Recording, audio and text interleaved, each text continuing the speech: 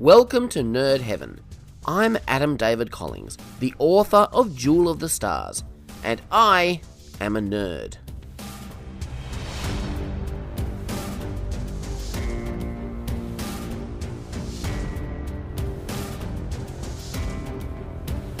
This is episode 32 of the podcast. Today, we continue our look at the DC Extended Universe with Wonder Woman. The description on IMDb reads, "When a pilot crashes and tells of conflict in the outside world, Diana, an Amazonian warrior in training, leaves home to fight a war, discovering her full powers and true destiny." The screenplay was written by Alan Heinberg, from a story written by Zack Snyder, Alan Heinberg, and Jason Fuchs. The film was directed by Patty Jenkins, and it first released on the 25th of May 2017. So, let's talk about Wonder Woman.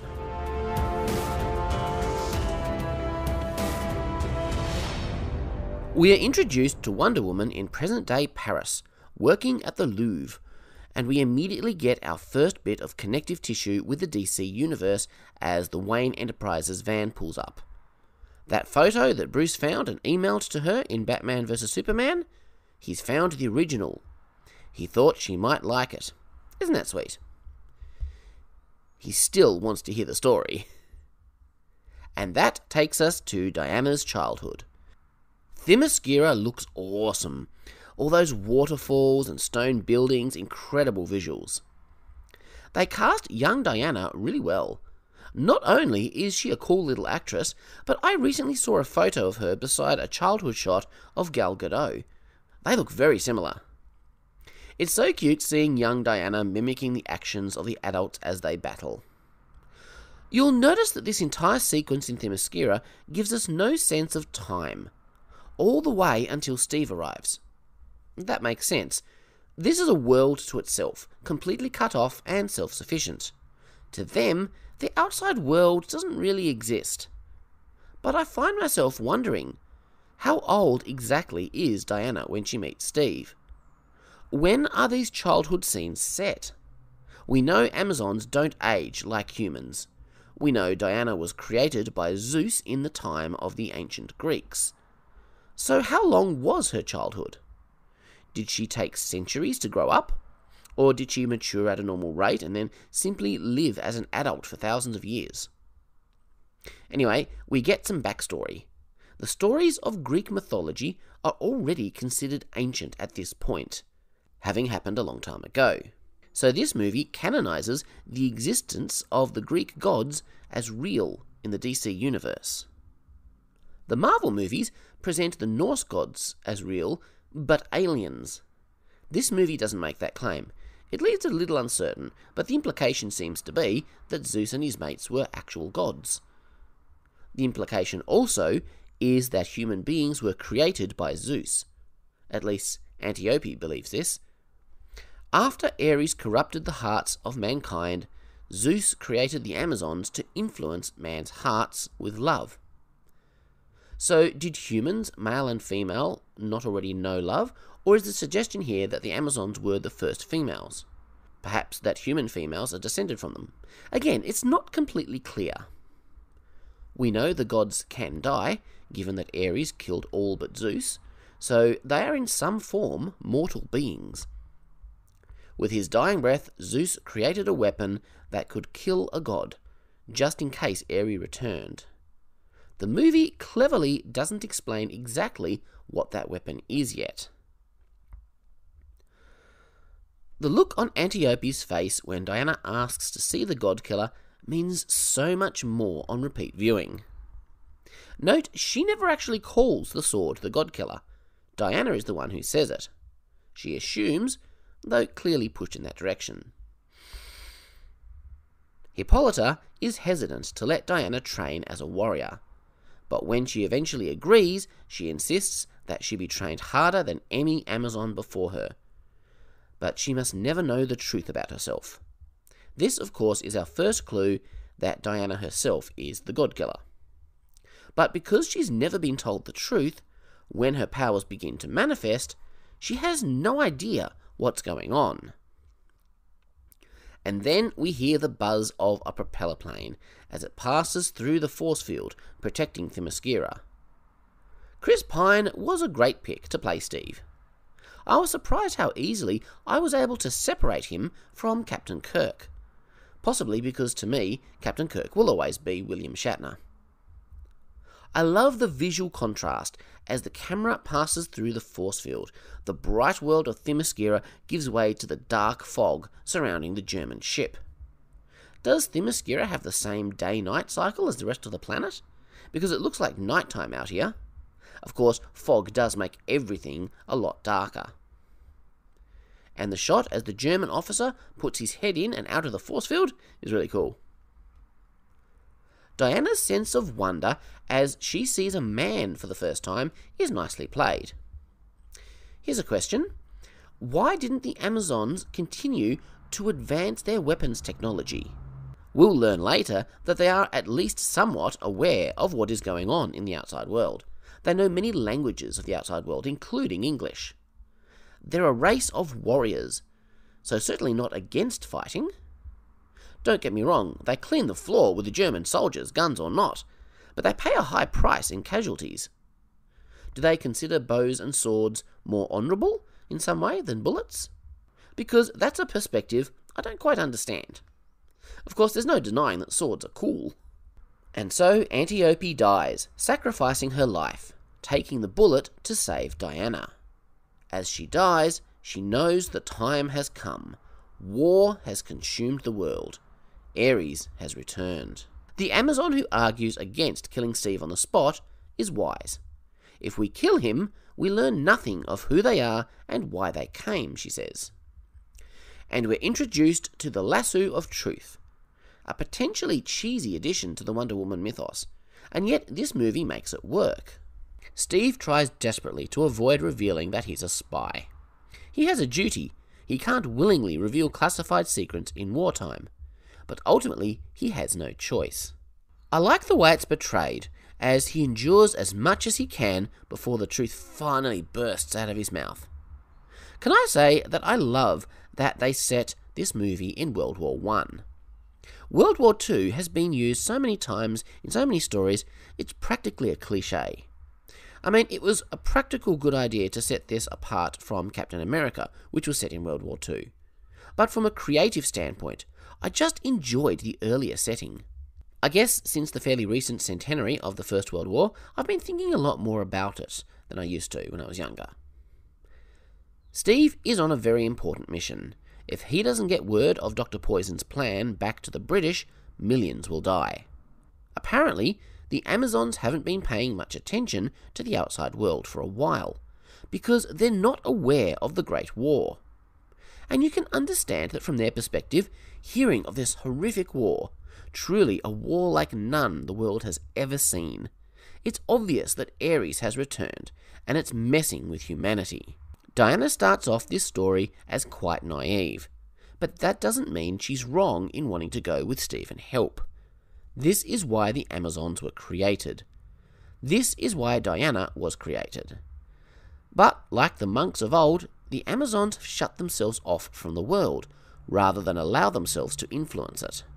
This movie doesn't quite portray Wonder Woman as being able to fly in the same sense that Superman can fly, but she can certainly jump like no human ever could. So she breaks in, steals the lasso, shield and sword and armour. She's wearing the Wonder Woman costume from this point on, but it'll actually be quite a while before we see it. We see a lot of Diana's character when she says, "I'm willing to fight for those who cannot." In the end, Hippolyta knows what Diana must do. She lets her go with her blessing. As a parent, I understand her reluctance. Who wants to willingly let their children go out into the wide world where they might get hurt? I haven't faced this challenge yet, but for Hippolyta, it's greater because there is so much danger out there. Steve kind of plays along a bit. He doesn't believe for a minute that Ares, the Greek god of war, literally exists, but he's also seen the power of these people, so he knows there's something to them. Again, we see Diana's naivety. As soon as Ares is dead, the war will end, and men will be good again.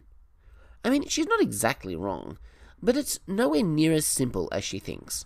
She's going to have to face up to the hard reality that things are more complex than she sees if she's going to have a hope of fulfilling her destiny. Steve has a bit of a cynical view of marriage, and if you look at the statistics, it's not hard to understand why. But despite what he says, plenty of married couples still do love each other up until death. I fully intend to do so. So Dr. Poison has developed a serum that gives Ludendorff greater than human strength. Okay, I can suspend disbelief enough for that. But the way his face glows, I don't know, it looks like something supernatural or alien, not like a chemical concoction that could believably have been developed by a human in the early 20th century. It makes sense that Steve, though American, is working for British intelligence. The Americans didn't enter World War I until very late in the game. Even now, as it's nearing its end, they haven't been involved that long. It's interesting that not a single frame of this movie takes place in America. I kind of liked that. Not that I have anything against movies taking place in America. A lot of my favourite movies do. But it just made sense for this story that it took place elsewhere in the world. And frankly, there's a whole planet out there. Not every superhero story has to take place in America.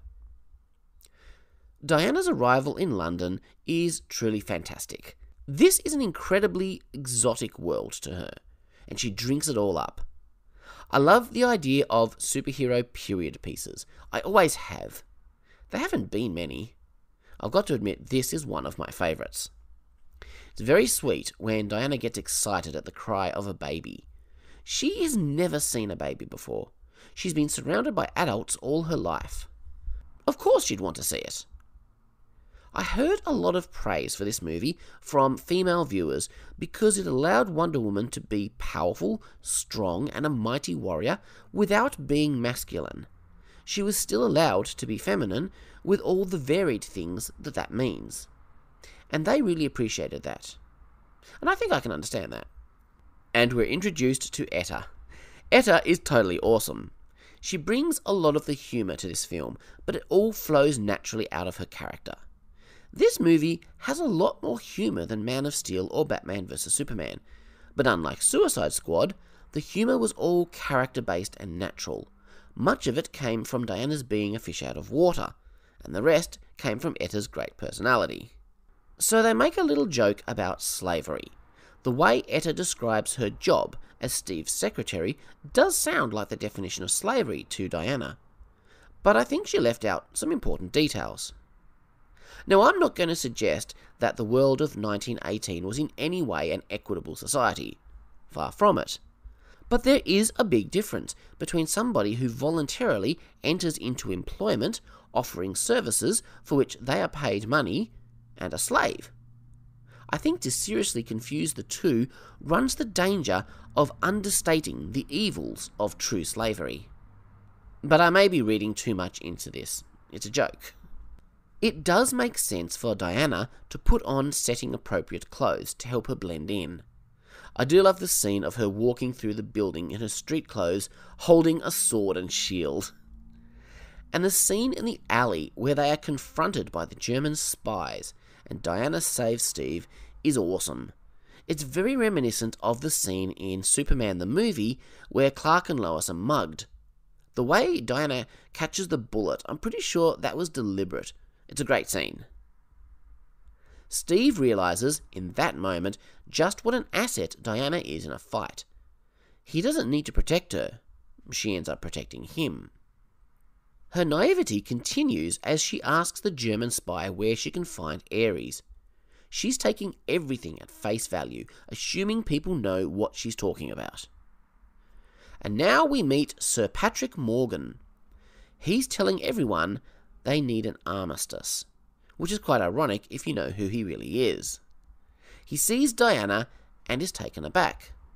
He says it's because there is a woman in the room, but it may be that he recognises her. And it's Steve who comes up with her secret identity name, Diana Prince. This is done in a realistic way.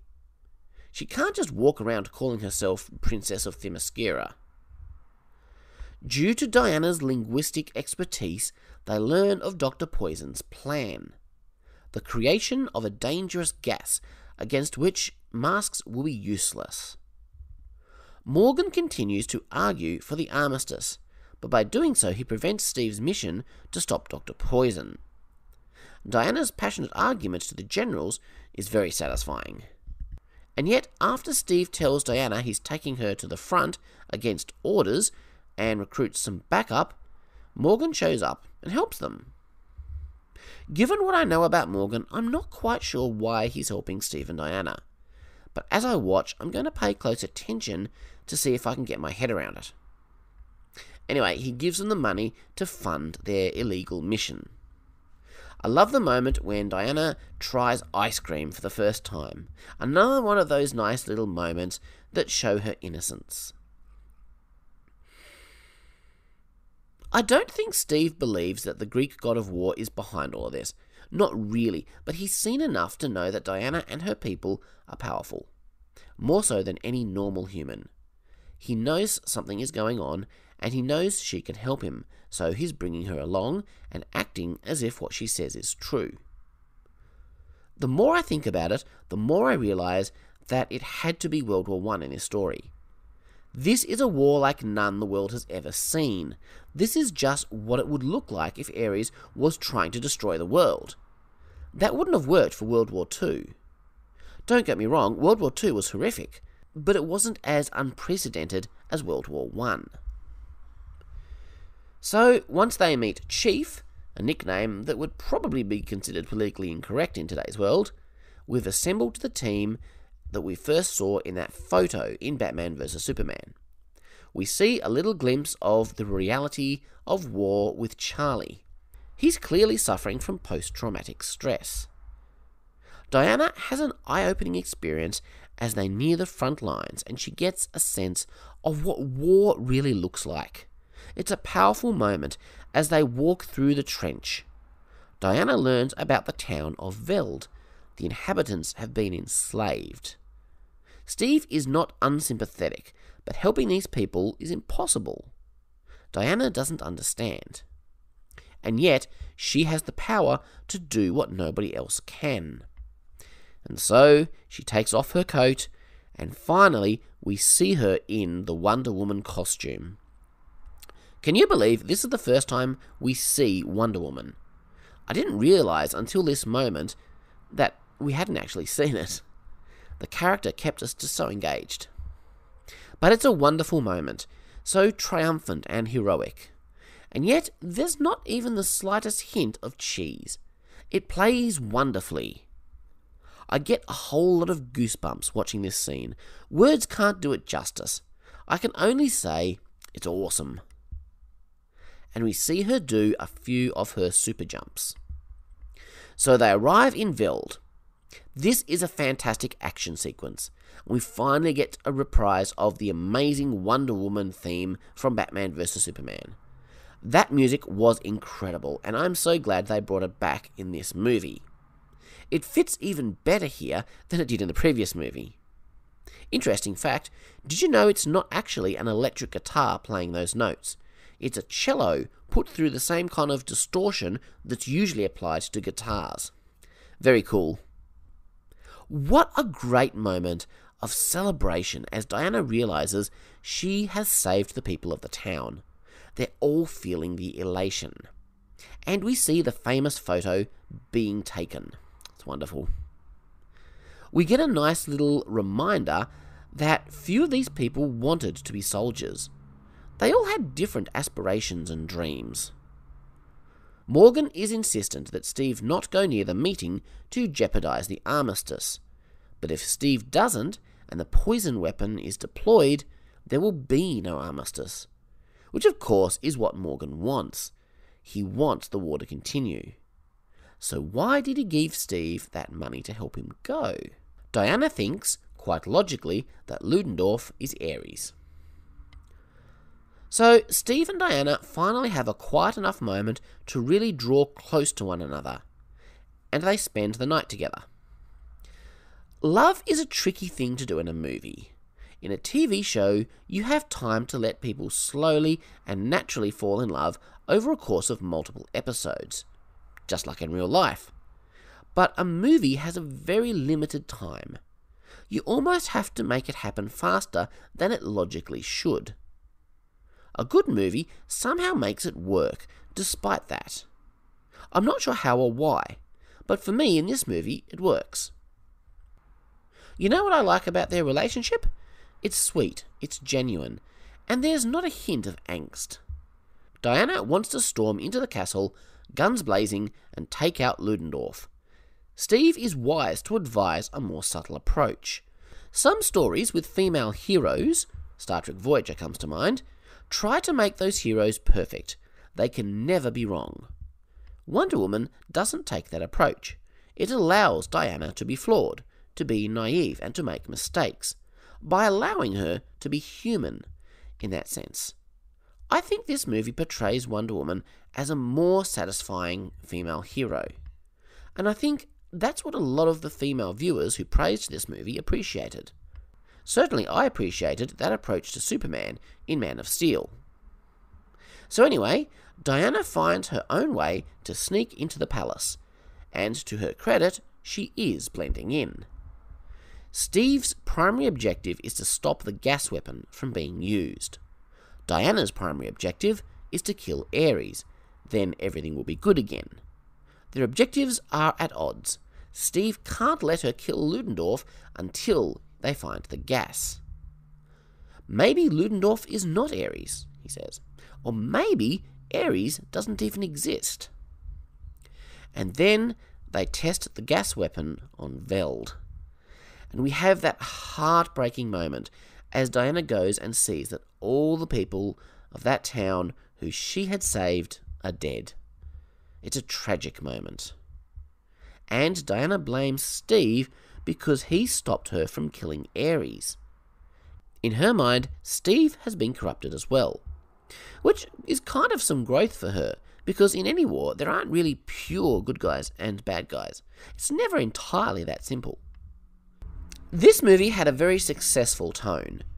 It had those comedic moments, which actually were funny, to satisfy those who prefer the light-hearted stuff. But it still had a lot of depth and gritty emotion that I crave in a superhero movie.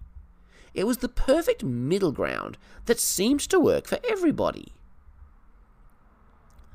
We have another great action scene as Wonder Woman battles Ludendorff. So she kills him. It's over. Except nothing happens. No great world-shattering change. The war is still raging, and Diana is forced to come face to face with the truth. She was seeing things in simplistic terms. The truth is a lot more complex than she has been able to see. It's a terrible moment of self-doubt for her. Maybe people aren't always good, Ares or no Ares, Steve says. Maybe it's who they are. Diana can't accept this. After all, she's seen people killing people they can't even see. Civilians, children. Humans can't be that bad on their own, can they? Her mother was right. Mankind doesn't deserve her. And Steve says, it's not about deserve. Maybe we don't. Maybe it's not about what we deserve. Maybe it's about what we believe. Don't you think I'd like to believe that it was all just due to one guy? This is all wonderful thematic stuff. So while Diana questions everything she's ever believed, Steve has to go. Someone still has to stop that gas. And that is when Morgan shows up. And we learn the unexpected truth. Morgan is Ares. I thought this was a brilliant move. First of all, I'm glad they didn't make a German Ares. That's too easy, too black and white. The charming, posh, old British man? Who would have ever expected him to be Ares? So now we know that Morgan is Ares.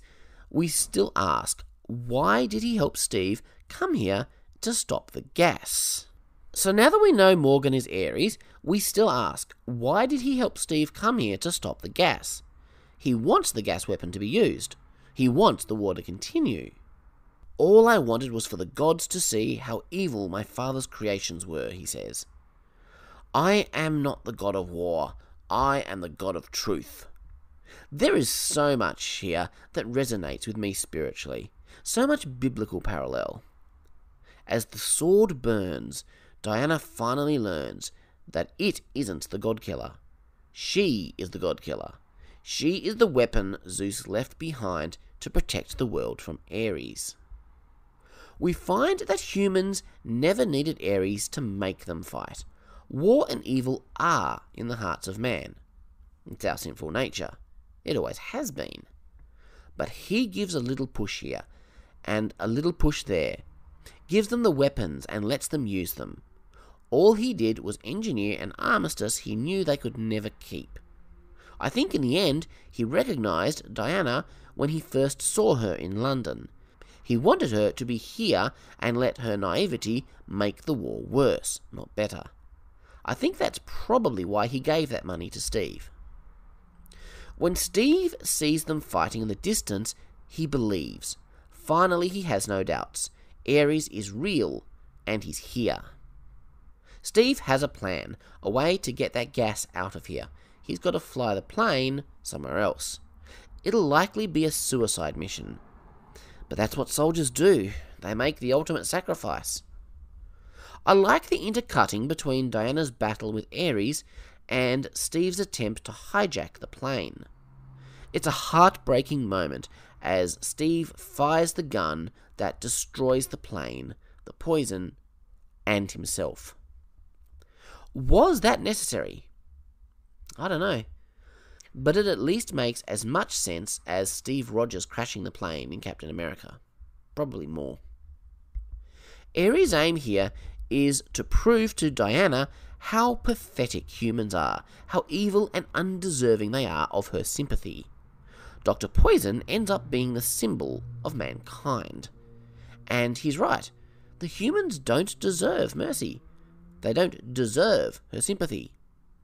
It was an interesting filmmaking technique to obscure the sound of Diana and Steve's final conversation, and only reveal it now in this moment. But he makes a good point. He can save today, but she can save the world. They're everything you say, but so much more, Diana says. It's not about deserve. It's about what you believe, and I believe in love. This all lines up so well with what I believe. We are undeserving, but we are the recipients of love. I didn't expect this movie to be so thematically relevant. I really connected with this. To use a Christian word, Diana exercises grace, undeserved favour. I don't mean to constantly bring my personal beliefs into this, but honestly, each of these movies just connect with me so personally in these moments. I can't not talk about it. Well, Ares is now dead, and the war is over. Without the devastation of that gas weapon, the armistice has been signed, just as history records. But the death of Ares is not just a quick and easy fix to the world's problems. The sin in human hearts is still there. Each person must make their own choice every day. No hero can do this for them. That brings us back to the present day, the framing device. This is her mission now, to help where she can, and to help people daily make that decision. As she dives into the air and sails over the Paris skyline, she appears to be flying. Properly flying, not just jumping. There is a lot of speculation that in the next Wonder Woman movie, which would have been released by now if it weren't for COVID-19, she will gain the ability to fly. It'll be interesting to see if that's the case. Anyway, that movie will be set before the present day scenes here, so it's conceivable. This movie doesn't have an after credit scene, but there is an epilogue on the Blu-ray in which Etta sends the team out to recover a cube-shaped artifact found near the Western Front, which of course is a setup for Justice League. I love this movie. Where Man of Steel triumphed as a science fiction movie, Wonder Woman triumphs as a war movie and a fantasy. It's a mashup that I really like. Well, it's been a wild ride. Man of Steel, Batman vs Superman, Wonder Woman, even Suicide Squad. I count them all as great movies. Next up, we'll look at the theatrical version of Justice League. I'll talk about what works for me and what doesn't, and try to settle in my mind exactly what it is that I hope for from the Snyder Cut that we'll be getting next year.